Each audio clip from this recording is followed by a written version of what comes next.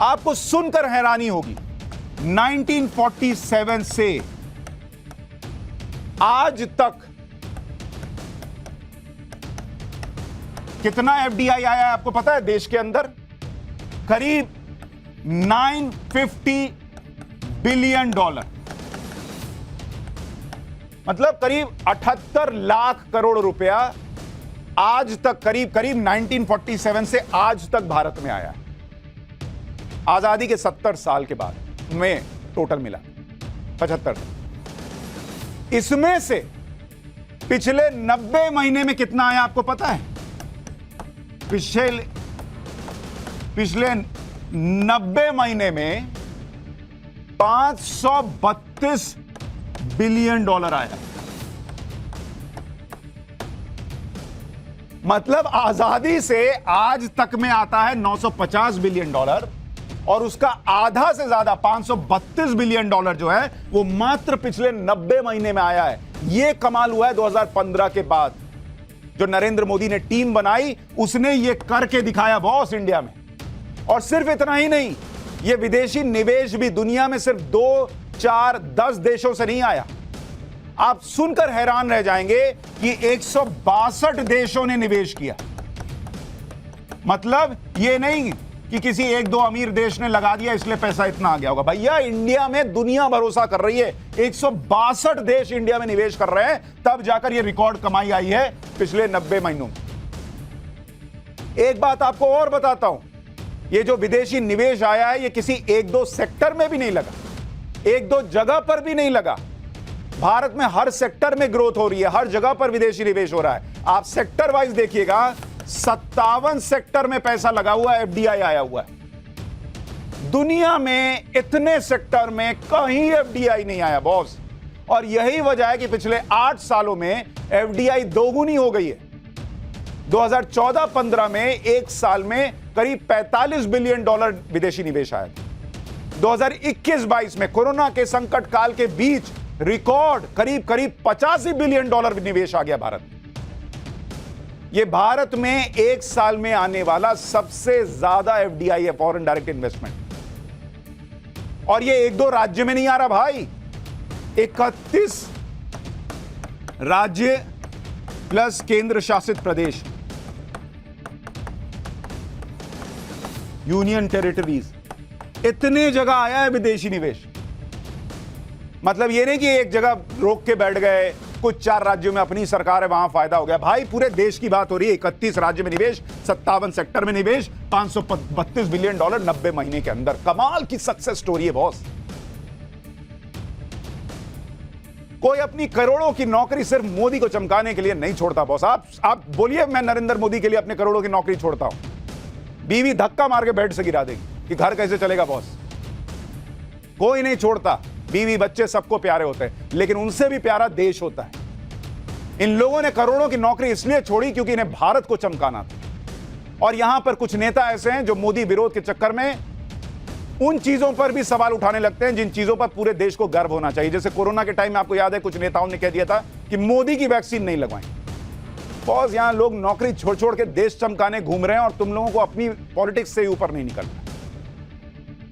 इन नेताओं को इन युवाओं से सीखना चाहिए जो भारत को बनाने के लिए अपनी आरामदायक नौकरी छोड़कर जी जान लगाए हुए, और पिछले 8-9 साल से उन्हें जो काम दिया गया डिलीवर करके दे रहे। नरेंद्र मोदी की इस टीम पर स्टार्टअप और डिजिटलाइजेशन को बढ़ावा देने की भी जिम्मेदारी। आज अगर आप भारत में स्टार्टअप का स्टेटस देखेंगे, ये तो एफडीआई आ गया बॉस, लेकिन ये देश जहां लोगों के पास दिमाग में आइडियाज की कोई कमी नहीं, नए स्टार्टअप जुड़ने के मामले में इंडिया का रैंक बता रहा हूं। इंडिया आज की डेट में नंबर 1 है बॉस, नंबर 1, जहां पर सबसे ज्यादा नए स्टार्टअप जुड़ रहे हैं। कुल स्टार्टअप के मामले में पूरे दुनिया में सेकंड रैंकिंग है इंडिया की, पूरी दुनिया में। और यूनिकॉर्न स्टार्टअप, यूनिकॉर्न के मामले में इंडिया 3rd रैंक पर है बॉस। आज की तारीख में आपको बता रहा हूं। यूनिकॉर्न का मतलब है जिस कंपनी की वैल्यू $1 बिलियन पहुंच जाती है। भारत में आपको यकीन नहीं होगा, 2021 का साल था, एक यूनिकॉर्न बनने में 29 दिन में एक यूनिकॉर्न बन रहा था। हर 29 दिन में एक यूनिकॉर्न, यानी $1 बिलियन से ज्यादा की कंपनी बन जा रही थी हर 29 दिन में। 2022 में यह आंकड़ा क्या हो गया आपको पता है? हर 9 दिन में एक यूनिकॉर्न बन रहा है बॉस। एक हर 9-10 दिन भी नहीं गुजरता एक यूनिकॉर्न खड़ा हो जाता है इंडिया में। यह है इंडिया की सक्सेस स्टोरी। भूल जाइए आप किस पार्टी को वोट करते हैं, भूल जाइए आप किस नेता को पसंद करते हैं, किस नेता से नफरत करते हैं बॉस, लेकिन इधर तो इंडिया सबके है ना। यह इंडिया की सक्सेस स्टोरी है जो सब मिलकर लिख रहे हैं। एक आदमी का विजन है, उसने आने के बाद सीधा सबको काम में लगाया, चीजों को बदलना इस काम में लगा और वो हो रहा है। भारत में स्टार्टअप की संख्या अक्टूबर 2022 तक 80,000 से ज्यादा हो चुकी है और 107 यूनिकॉर्न स्टार्टअप की संख्या है। आपको डिजिटल इंडिया के बारे में कल पाठशाला में बताया था। डिजिटल इंडिया, इसको लेकर बड़ी बात यह है कि 2015 में जब इसे लॉन्च किया गया डिजिटल इंडिया, तब पर कैपिटा डेटा कंजम्पशन, यानी प्रति व्यक्ति जो डेटा कंजम्पशन होता था मोबाइल पर, जो आपका डेटा होता है ना, उस मामले में भारत की रैंकिंग 122 थी दुनिया में। मतलब मान लीजिए कि कहीं पूरी दुनिया में कहीं 100 GB डेटा यूज करते होंगे लोग, कहीं 5 GB, कहीं 10 GB, कहीं 15 GB यूज करते होंगे। इंडिया में इतना कम करते थे कि इंडिया की रैंकिंग 122 थी। लोग डिजिटल इंडिया का मजाक बनाते थे। आज 2022 में भारत इस मामले में दुनिया में नंबर 1 है बॉस। दुनिया में सबसे ज्यादा डिजिटल डेटा कहीं यूज हो रहा है तो वो इंडिया में हो रहा है। ये जो सुबह सुबह आप चालू हो जाते हैं, गुड मॉर्निंग, भगवान की फोटो, फलाने का मैसेज, बॉस को गाली, नरेंद्र मोदी को गाली, इंडिया में ये दिक्कत है, ट्विटर पर डालो, फेसबुक पर डालो, रील बनाओ, फोटो खींचो, ये सब इंडिया में इसी डिजिटल इंडिया में हो रहा है। अमेरिका और चीन मिलकर जितना डेटा यूज करते हैं उससे ज्यादा डेटा आज की डेट में भारत यूज कर रहा है भाई। रियल टाइम डिजिटल ट्रांजैक्शन के बारे में कल आपको बताया था कि चीन से करीब 3 गुना डिजिटल ट्रांजैक्शन भारत में हो रहा है। भारत की सफलता की कहानी आप जीडीपी के आंकड़े से भी समझ सकते हैं। आपको सुनिए, यह हर भारतीय के लिए चैप्टर है भाई। भारत की जीडीपी जिसके बारे में आपको बता रहा हूं, यह आज की डेट में कहां खड़ी है? 3.1 ट्रिलियन, $3.1 ट्रिलियन की इकोनॉमी है भारत की। आपको क्या पता है, पहला 1 ट्रिलियन जो है, पहला 1 ट्रिलियन तक पहुंचने में 60 साल लगे देश को। 60 साल, 60 इयर्स। 2007 का साल था जब इंडिया 1 ट्रिलियन की इकोनॉमी बना। 2 ट्रिलियन होने में कितना साल लगा? 2 ट्रिलियन होने में 7 साल का वक्त लगा भारत को। 2014 में जाकर भारत जो है 2014 में, ये 2007 में हुआ, ये 2014 में 2 ट्रिलियन की इकोनॉमी बना। और उसके बाद 3 ट्रिलियन की इकोनॉमी बनने में भारत को मात्र 5 साल लगे। और उसमें भी अगर आप देखेंगे कि कोरोना आ गया, वरना और भारत की रफ्तार क्या होती है। और 2028 तक $5 ट्रिलियन की अर्थव्यवस्था होने का अनुमान है। 2015 से अभी तक करीब 8 साल जीडीपी के साइज के मामले में दुनिया में नंबर 10 से भारत 5 पर आ गया।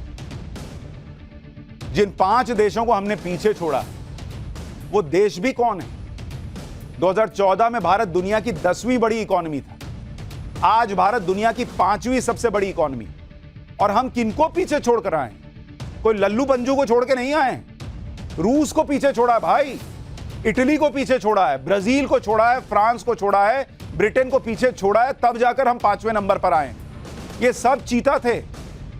और अब जर्मनी को पछाड़कर हम 4 नंबर पर आने वाले हैं। इस साल के आखिर तक लोग मान रहे हैं, या हो सकता है नया साल शुरू होते होते इंडिया नंबर 4 पर आ जाएगा। कोरोना से पहले भी भारत सबसे तेजी से बढ़ती अर्थव्यवस्था था और कोरोना के बाद भी भारत सबसे तेजी से बढ़ती अर्थव्यवस्था। भारत के लिए बड़ी बात यह है कि पहली बार ऐसा हो रहा है कि कोई भी देश तीनों लेवल पर क्रांतिकारी बदलाव ला रहा है, चाहे वो आर्थिक स्तर पर हो, सामाजिक स्तर पर हो, पॉलिटिकल स्तर पर। अब भारत की सोशल पावर देखिए, क्यों भारत को दुनिया ब्राइट स्पॉट मान रही है। भाई नरेंद्र मोदी ने घर में जो सिस्टम सड़ा हुआ था उसको सुधारने के लिए काम कर लिया। कईयों को तो इसी बात से दिक्कत है कि आराम से आते थे, बैठे रहते थे ऑफिस में, गए घर, हो गया काम। वो खुद भी काम कर रहे हैं, दूसरे से भी करा रहे हैं, ये एक तो दिक्कत आती है। दूसरा, बाहर से इन्वेस्टमेंट ला, मैन्युफैक्चरिंग हब बनने की तरफ भारत बढ़ रहा है। लेकिन भारत के लिए गोल्डन पीरियड कैसे, आप देखिए, दुनिया में सबसे ज्यादा मानव संसाधन हमारे पास है। 140 करोड़ की आबादी है भाई, और इस 140 करोड़ में 100 करोड़ लोग 35 साल से कम उम्र की हैं, और यहीं से भारत की ग्रोथ इंजन को पावर मिल रही है। और 2047 तक भारत सबसे यंग देश रहेगा, हमारे पास इतनी यंग पॉपुलेशन। भारत की पॉलिटिक्स पावर की ताकत भी आपको बताता हूं। 2019 के चुनाव में 91 करोड़ रजिस्टर्ड वोटर्स थे, करीब 61 करोड़ लोगों ने वोट किया, और उसमें से करीब 8.5 करोड़ फर्स्ट टाइम वोटर। जिस रफ्तार से भारत तरक्की कर रहा है, उसमें जब 2047 का साल आएगा, यानी जब भारत की आजादी के 100 साल पूरे हों, तो एक्सपर्ट्स के मुताबिक 2047, जिसकी हम बात कर रहे हैं, आजादी के 100 साल बाद, 2047 ग्लोबल वर्कफोर्स में, ग्लोबल वर्कफोर्स मतलब दुनिया में जितने लोग काम कर रहे होंगे उसमें 21%, 21% अकेले भारतीय होंगे पूरी दुनिया के ग्लोबल वर्कफोर्स में। और दुनिया के ग्लोबल मिडिल क्लास में 20% भारतीय होंगे। यानी एक बड़ा मिडिल क्लास होगा, एक बड़ी वर्कफोर्स होगी, और कोई हैरानी नहीं होनी चाहिए कि भारत तब तक सुपर पावर के स्टेटस में आ चुका हो। और भारत के लिए सबसे शानदार बात यह है कि भाई हमारे यहां इतनी आबादी है कि हम जो प्रोड्यूस कर रहे हैं उससे ज्यादा डिमांड हमारे यहां हो जाती है। तो हमारे पास अपना बड़ा बाजार है, और इसी बाजार के चक्कर में दुनिया जो है वो ललचाई हुई भारत आ रही है।